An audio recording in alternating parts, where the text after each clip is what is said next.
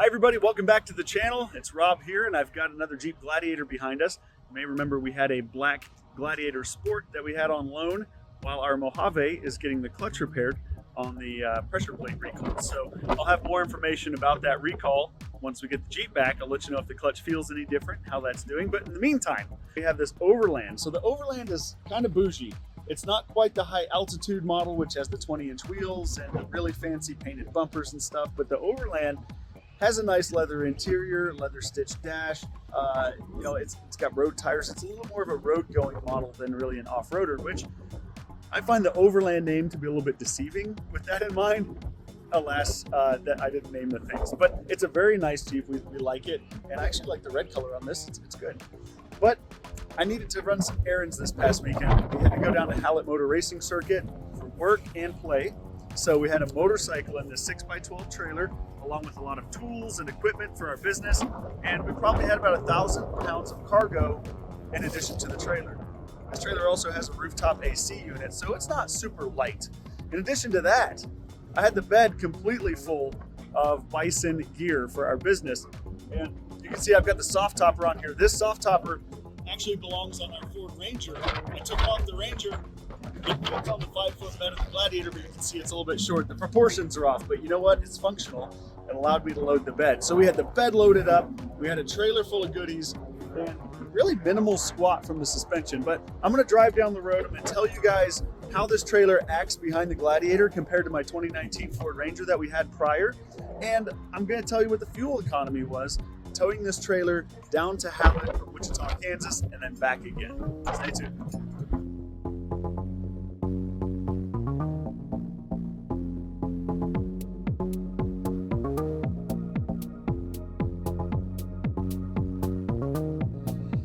All right, so I'm gonna get underway here towing with the Gladiator Overland. Now keep in mind, as I said, the Overland is a little bit more of like the road going model of the Gladiator family. You know, you've got Bridgestone dueler tires, 18-inch wheels, which are pretty sharp. You've got running boards on this, the leather interior. The whole thing just wants to be more like a Grand Cherokee than a Wrangler. It's a hard top and it's insulated because, you know, you got to be as coddled as possible when you're driving the Overland Gladiator.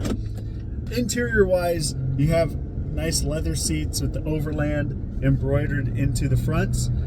I will tell you that the leather in the Wrangler is not the greatest. It's just not, it doesn't feel super great. It feels more like vinyl than leather to me. So for this to be like an upscale model, it should have nicer leather in it, in my opinion. But hey, with a Wrangler, you should be going out and getting it dirty. You should be running around without the roof on it, going through mud puddles, climbing rocks and stuff. So I don't really care how the leather feels, but it's just one of those things. People go to buy these Overland models, they're probably not going to take it off-road very often. So the nicer leather would be better as opposed to the more durable like vinyl or leatherette or whatever this stuff is that's on the seats in here. The dash is stitched, has a nice stitched leather dash on the top and the face of the dash, and the steering wheel also has this nice gray contrasting stitching on the very nice leather wrapped steering wheel. So I'm a big fan of that. You've got the aluminum trim around the steering wheel. So the Overland is nice on the inside, nice enough anyway, and it definitely feels a little more, just a touch more upscale than like the Sport and the other models, whereas the Mojave and the Rubicon are of course more sporty. The Sport would be like your base model, the Overland more road going. Same with the high altitude, that's the bougie one, you know, with the 20-inch wheels and stuff. So now towing with the Overland, I think this is probably going to be one of the models that tows the best. Obviously with the Sport package, you can get the max tow option, or you can tow up to 7,500 pounds with the Sport max tow package. With the Overland, I honestly do not know what the max tow rating is on this, the maximum allowable tow capacity, but I'll put that here. I'll look that up for you. What I can tell you is I probably had about 3,000 pounds behind this. And what I did was I reset the trip odometer and I didn't look at it because I want to know what the fuel economy is, but I didn't look at the fuel economy real time because I didn't want it to mess with my head. So I drove it like I normally would. being a little bit cognizant of fuel economy, but at the same time knowing that I wanted to make it to this event in a time frame. Like, I wasn't going to go 55 miles an hour the entire time in the interest of boosting the fuel economy numbers. I was going to drive the heck out of it. What we've got is an enclosed 6x12 trailer. We have a motorcycle, a lot of tools, a lot of equipment for my business, and then we have probably 300 pounds of payload in the bed of the truck and under the soft topper. And I'm aware that it's back there. For comparison's sake, we had a 2019 Ford Ranger before this, four-wheel drive. The towing capacity on that Ranger is 7,000 pounds. Of course, you have the 2.3-liter EcoBoost 4-cylinder turbocharged engine, making about 200 and I think they say 270 horse, 310 foot-pounds of torque. It could be 300 horse if you're using a higher octane fuel, so that's really good. But here with the Jeep, we've got the Pentastar V6, naturally aspirated, and it tows okay. You know what this feels like? It feels like our Volkswagen Atlas, which, not coincidentally, has a VR6 engine with about 280 horsepower, right in line with the same power specs as this Pentastar V6 in the Gladiator. So it would make sense that it feels the same way while it's towing in terms of power. So what I feel is I feel a tugging. You know, I feel like I need to get in the gas more. I'm definitely anchored down by this payload behind me. I've got, 3,000 to 4,000 pounds behind us, including the payload in the bed. I'm aware it's back there. Now, in terms of road going manners, accelerating from a stop. The transmission, the automatic transmission in this Gladiator is really, really good. I'm just going to say that. Now, our Mojave that we ordered is a manual, as you may know. So I've been driving the automatic and actually really liking it for an automatic. I'm excited to get my manual, but this thing's excellent in most cases, not when towing. It just holds gears way too long, especially second gear, third gear, as you're accelerating. Even if you're not trying to get up to speed and you're kind of holding speed at, say, 30 miles an hour, the transmission will sit at 5,000, 5,500 RPM and not shift. I've had to bump it over into manual and manually shift this transmission to get the right gear selection. It really doesn't like to tow. It's not maybe calibrated for it. I'm not sure what the deal is, but I've never had an automatic hang gears so long when towing as this one does. Now, once you're up to speed, everything feels pretty good. The cruise control does a great job, and it held speed well without really dropping gears too much. I expected this transmission to really dump gears and rev up on the highway. Granted, I was driving in Kansas and Oklahoma, where it's pretty dang flat. But even when I got to some pretty good hills, the transmission in cruise control didn't dump down a bunch of gears and wind the motor out. So tells me there's a decent amount of torque there, and we still had some potential for towing. So once up to speed, not bad. Now I'm going to tell you what I really miss about the Ranger when it comes to towing. Our 2019 Ranger is an XLT trim. It did have a tech package. It had blind spot monitoring, and it had trailer sway control. The thing with the Ranger is when you plug a trailer into that truck, it tells you on the MFI, hey, I see there's a trailer attached. Would you like to adjust the blind spots? How long is your trailer? You can save trailers in your MFI. So for instance, if you have a 6x12 trailer that you tow sometimes, you can set that trailer in your MFI so you can go right to the settings and say, this is the trailer that I'm towing. But then if you have a 20-foot car trailer behind you at sometimes, you can set the 20-foot trailer as another option in there. So you're not constantly having to go in and reset the settings for the blind spot and the anti-sway. It's all in there saved by trailer. So if you have multiple things you might be putting behind your Ranger, that comes in really, really handy. The same can't be said for this Jeep. In fact, the Jeep is pretty old school when it comes to towing. It doesn't know that a trailer's been connected. There's no sway control that I can see. There's no blind spot monitoring on this particular model, and therefore you can't adjust the blind spots to account for the trailer. The Ranger would tell you if there's someone next to your trailer back there. It's going to tell you with an indicator on the mirror. It's going to bump the steering wheel, and you'll know I can't change lanes yet. With the Gladiator, you have to be way more aware. Speaking of which, being aware of what's behind you, the mirrors on the Gladiator are very stubby. That's just a Jeep thing. Jeeps by nature are quite narrow, and they're made to go down trails. So the mirrors are small, they're compact, and unfortunately you can't see anything behind an enclosed trailer with these side view mirrors. Most of the time I'm like leaning left and right just to see the side of my trailer, let alone behind it. I have no idea what's behind me when I'm on the highway. So some mirror extensions would be great on the Gladiator, even if you're only towing a small one like the 6x12 enclosed trailer. Okay, so today we have a pretty good headwind. I'm actually going to navigate into my apps here on this awesome screen. And what I can see is it is a windy day.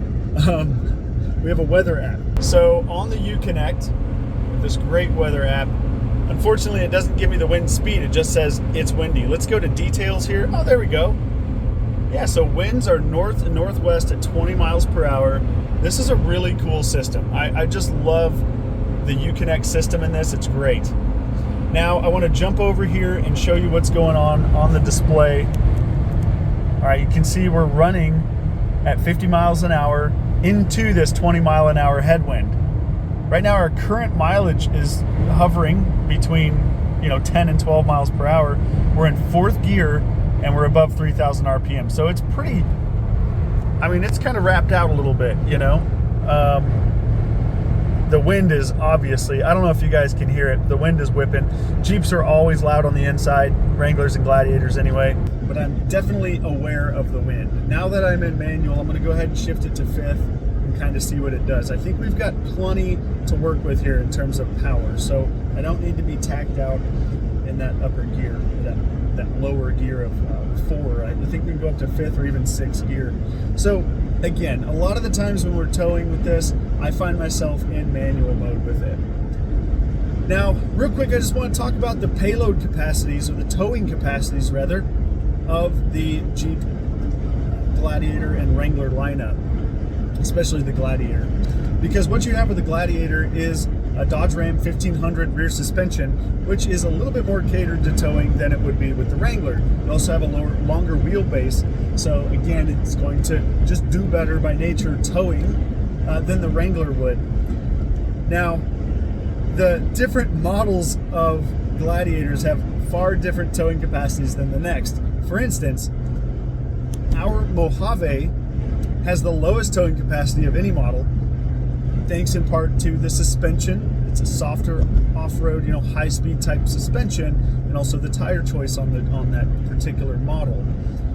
Now, if you go to a manual Mojave, you have the lowest of the bunch at just 4,500 pounds of towing capacity for the manual Jeep Gladiator Mojave, which is what we got.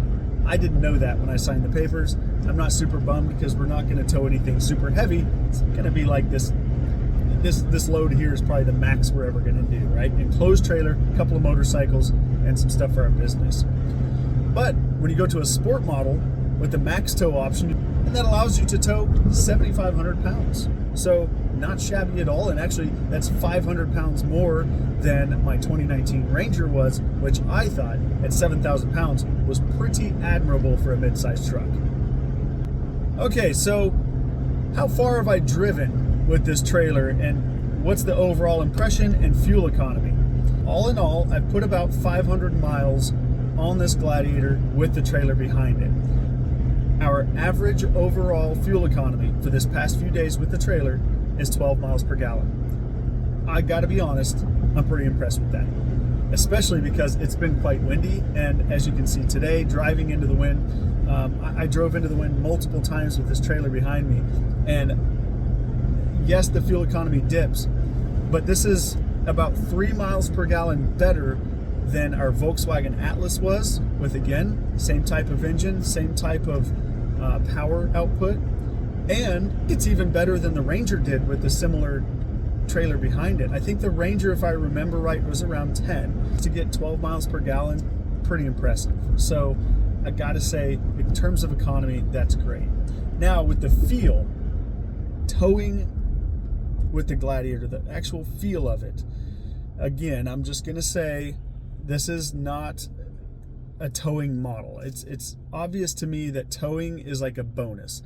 Okay, right now I'm backing the trailer in, and with these stubby mirrors and this basic camera here, which is an excellent backup camera, by the way, but it doesn't really tell me anything when it comes to trailer backing. It's just hard for me to tell where everything's at. I almost need a spotter. You know, I need somebody out here to tell me what's going on. You can see I'm having to shuffle this thing. I am a pretty dang good trailer backer. I've done a lot of trailer driving in my days. And I'm having a little bit of trouble stabbing this 6x12 in this driveway. I am not gonna lie. It's just, I can't see anything.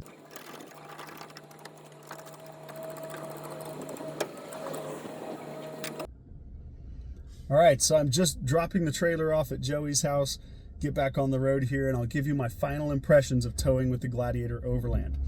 Now, this particular Overland model does have a towing package behind it, which means it has a slightly bigger alternator and it has that Class 4 receiver hitch, so that's great. But to tow the best with a Gladiator, you need the Sport with a max tow package. That's going to get you 2 Dana 44 wide track axles. It's going to get you different tires. It's going to get you an even bigger alternator and engine cooling. It's just going to allow you to tow 7,650 pounds. So that is amazing. Unfortunately, all the other Jeep trims, towing is kind of an afterthought. And that's made even clearer when you look at the option sheet for the Gladiator. Remember all those great things I told you about with the Ranger? The anti-sway control, the ability to change your blind spot monitoring to account for the length of the trailer, the ability to save trailers in your MFI, in the vehicle's memory, so you could go right to them and change your settings based on what you were hauling behind you.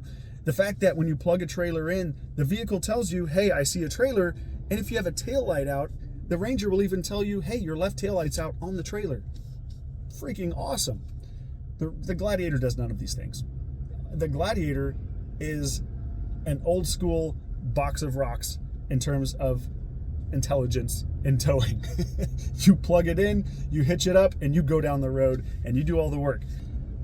Listen, the Ranger didn't do everything great. One thing it does way better than the Gladiator is tow. I would definitely say if you're planning on towing anything bigger than this load that I had, you definitely want to go with the max tow model. Get the bigger axles, get the cooling, get the different tires, all that stuff, so that you can confidently haul things and more safely haul them. Because I wouldn't haul anything heavier behind this Gladiator and feel very comfortable with it. So I hope this answers your questions about towing with the Jeep Gladiator, especially in comparison to some other mid-size vehicles and crossovers.